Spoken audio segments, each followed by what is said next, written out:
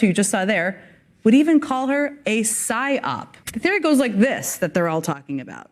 Taylor's popularity is being propped up and wielded by the powers that be in order to unleash her fans as Democratic voters and hand Joe Biden the 2024 presidential election. If it only worked that way. Where folks on the right make it super, super weird is by painting this as some sort of intricate, deep, dark conspiracy, like, say, former presidential candidate and Trump surrogate Vivek Ramaswamy, who posted this yesterday after Kansas City punched their ticket to the Super Bowl. Quote, "I wonder who's going to win the Super Bowl next month, and I wonder if there's a major presidential endorsement coming from an artificially, culturally propped up couple this fall." I mean, what? What are you talking about? Also, he's clearly not a football fan.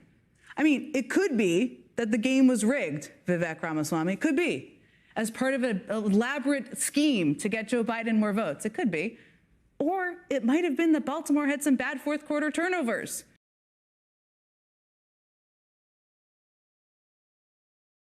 Welcome back to Deadline DC with Brad Bannon. Our guest in this half hour is Sarah Jones, who's editor-in-chief of Politicus USA. Her Twitter handle is Politicus Sarah. That's POLITICUSSARAH. First, Sarah, let me ask you, do you think the Chiefs legitimately won the Super Bowl, or was it part of a rigging and a Pentagon psycho-op to promote Joe Biden? It's absolutely a psyop. Dark Brandon posted on Twitter, we did it or something like that. And afterwards, so yeah, we're all in on it. The whole world is in on it. Everyone is in a conspiracy against the far right. And so there's nothing that they can't be paranoid about. And it's interesting at this point that they've come out against like basic Americana football, global pop star, like they're against football. It's just so this is what happens when people are in this echo chamber and they can't accept reality. So that's I guess what we're seeing. I mean, this is absolutely bonkers. And yeah, it really is. I mean, what's going on here? Why are Republicans and the MAGA crowd so obsessed with Taylor Swift? Because she she has like 272 million followers on Instagram, and she told them one day, go register to vote on National Voter Registration Day, and the website, she sent them to vote.org. They got over 35,000 new voter registrations. So basically, Republicans see her, and I don't think she's actually endorsed Joe Biden. So these claims are even, they're just making leaps. She has come out against certain Republicans, and I think it's kind of clear where she stands politically at this point. And I think for Republicans to be focused on, this is some kind of psyop against them. No, actually, Taylor Swift is a woman, and she and her followers. Yeah, exactly. And they're concerned in the post-Roe world about their rights, their fundamental human rights that the Republican Party and Donald Trump stole from them. And so to come out here and act like this is some big conspiracy when it's actually about something they did to women on purpose and continue to do is really disingenuous. That or they're suffering from delusions. I mean, these are like, to not put these dots together, they drove young women away from their party and activated them to go register to vote and vote against Republicans. So do I sense that the Republicans are a little insecure about their masculinity? Well, I think honestly, yeah, I'll just say it, Brad. You and I have been talking for a long time. So they come off, this is very like their big fear of being incels, and they seem to attract that kind of coalition online. That's how this all comes off. It's very much like, if we can't control a woman, then there's no chance we're going to attract her. So they always go for domination, which is also kind of interesting because they really don't like Travis now. And he is kind of the iconic um, American idea of masculinity for many people. And now they don't like him, and they're saying his masculinity because he, yelled at his coach was that he should be kicked out and blah blah blah. It's like you guys represent this kind of toxic masculinity. You've been embracing it. You've been running on it. These are people not just it's not new. They've been saying for over a decade, oh, rape, if rape isn't real, you can't get pregnant from rape. So, this is what they're left with is they've embraced this misogyny and sexism to a degree that they keep having to up it because that's what their base is demanding. And it's really sad to see, for me, it's sad to see women um, supporting that. And this is the culture that we live in. It teaches women to go along with what men want so that they can get men's approval. And so that's what the women that are, a lot of the women that are supporting Donald Trump and his anti-woman's freedom agenda. That's, the only explanation I can come up with. So, yeah. Okay, well, at least the Republicans have found someone real to pick on after beating up on Barbie for several Yeah. months. So, Oh, yeah. my guess is, that's just a prediction, that in November this year, we are going to see a gender gap as wide and deep as the Pacific Ocean. Yeah. Women have been in the forefront this year, and it scares the bejesus out of Republicans. And I think one thing we're going to see in November when we look at the exit polls is a gender gap as wide as the Grand Canyon. That's just a prediction. I But totally agree. And they're not going to see these people coming because these young women aren't going to be factored into the polls. yeah, Yeah. yep, that's Yeah. true. Well, it's their own damn fault. Yeah. Okay, we're going to take a break now to let our radio listeners take a brief vacation. And we're going to continue this interview with Sarah Jones, editor in chief of Politicus USA, right after this break. Right after the break, we're going to change topics and discuss the coverage, the media coverage of the latest wave of controversy about Joe Biden's age, which is kicked off by a special prosecutor report. Anyway, if you want, by the way, if you're a radio listener and you want to watch us, you can watch us at twitter.com/Brad Bannon, facebook.com/Deadline DC with Brad Bannon videos. We'll be back right after this message. If you came across someone struggling with hunger, how would you recognize them? Okay, we're going to play a clip now. And the clip is Joe Biden's response to the concerns about his age. And report about my recollection of events. There's even reference that I don't remember when my son died. How in the hell dare he raise that? Frankly, when I was asked the question, I thought to myself, it wasn't any of their damn business. Let me tell you something. Some of you have commented, I wear since the day he died, every single day, the rosary he got. Every Memorial Day, we hold a service remembering him, attended by friends and family and the people who loved him. I don't need anyone to remind me when he passed away.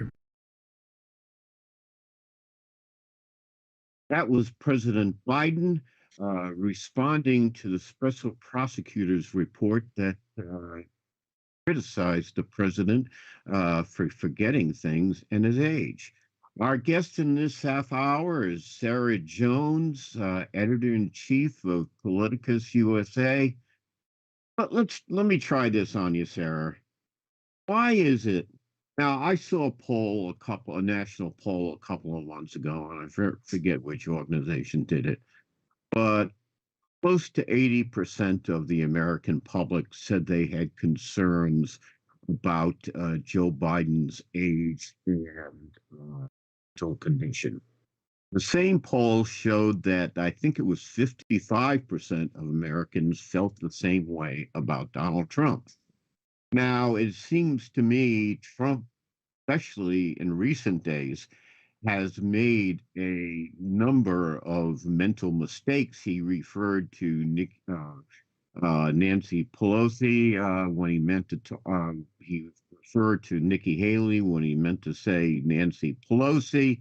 And there are all sorts of Trump missteps like that.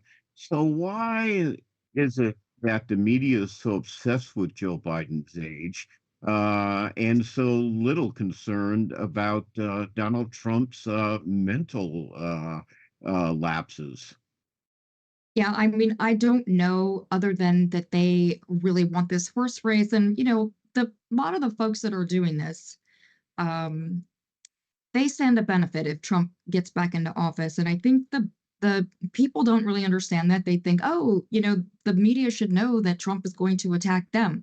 Yeah, that's all for show. That's not real, and that gets them ratings, and it's drama, and it's tabloid. We have turned into tabloid political press under Trump, and they're suffering under Joe Biden because they don't get that. Now, why are they covering this that way? I mean, that would be my guess. Of course, we don't know why they make these choices, but it's very clear from their headlines. We saw, there was 4 in a row on the New York Times, and I covered this in our Substack, that were all about Joe Biden's age and how he had to step down and he shouldn't be running. And then nothing on that page about the comments that Trump was making, which are much more dangerous. I mean, we are not a serious media country. We're not covering Sarah, I'm these going two to have to candidates. interrupt you. We're going to go to break now so we can bring back our radio listeners. We'll have more of Deadline DC with Brad Bannon and our guest, Sarah Jones, editor-in-chief, Politicus USA.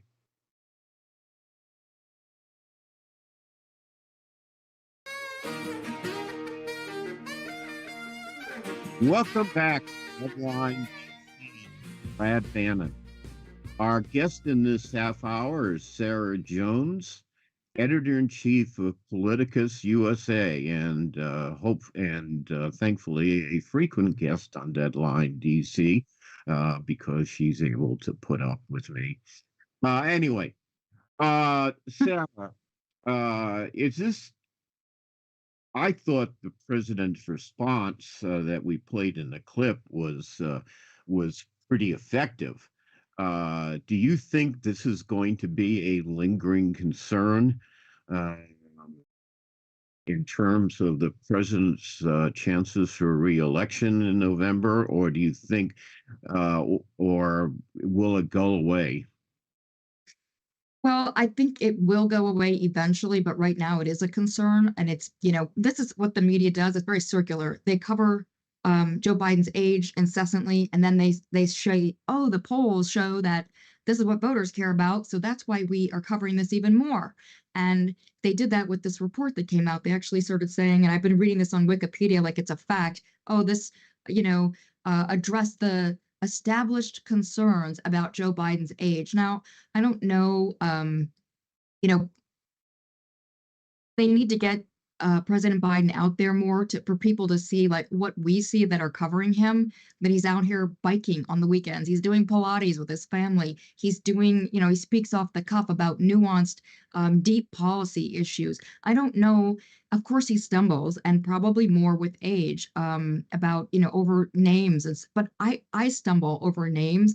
I'm sure you do on your show. Like, it's just something that I happens do when you're it all the talking a lot. time, Mary. Yeah. So to me, that is not that interesting. And I think they're focusing on his age because they can exploit that. He's already got this tendency to stutter, and this is the one weakness that they can really exploit with President Biden. But why aren't we talking about what we should be talking about? We're going to pull out of NATO under Trump. He's going to sell Europe, to Putin, just give Europe to Putin, let him invade Europe. They're very concerned in Europe. And what's happening is America is at risk of losing its global standing. We're not going to be a superpower anymore. I've been thinking a lot about this. Like Trump wants to take America kind of where Brexit unintentionally, I mean, we all saw it coming, but has taken the UK, to where they're more isolated. They have less power and less impact.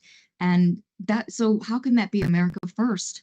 Why aren't we talking about that? I mean, not you and me, but why isn't the media talking about that? Why is no one pointing out how dangerous and debilitating his Donald Trump's agenda and Republicans? There's plenty of Republicans who've been excusing his comments about Putin and NATO, and seem to be more aligned with Russia these days than they are with the United States. And I think we should all be talking about that. But the media's over here, Joe Biden's age. I don't know what to tell these people anymore. I mean, it's getting to the point where it's very troubling.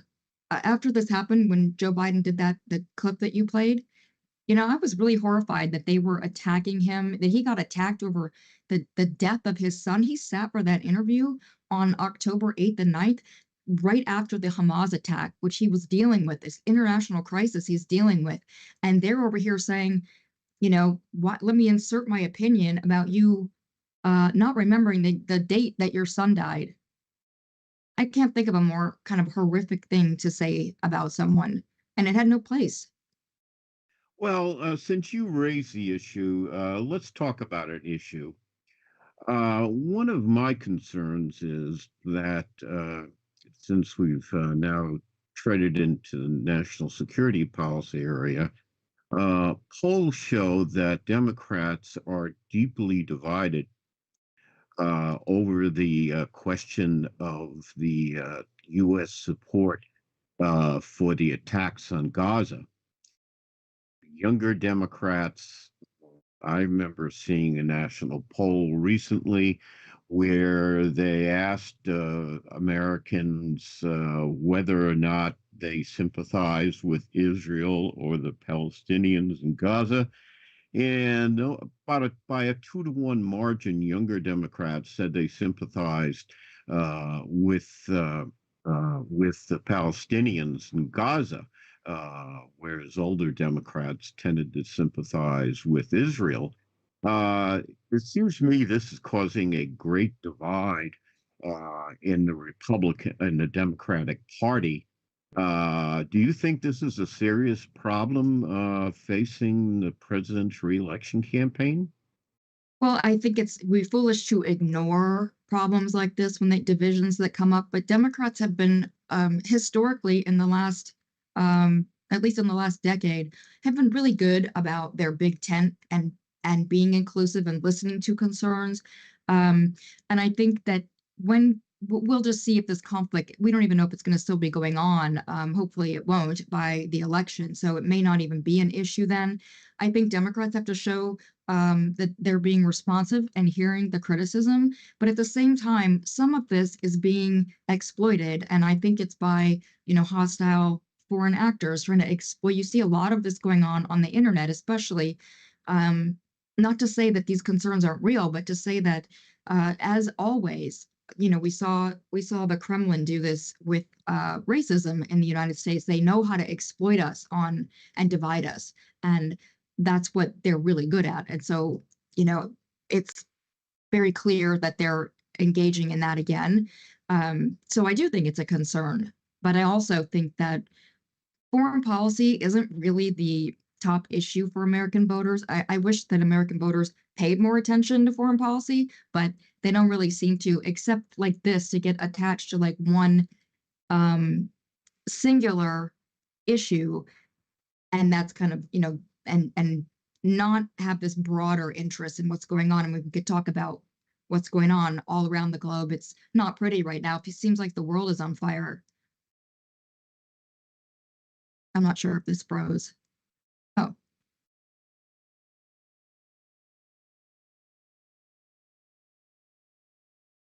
okay.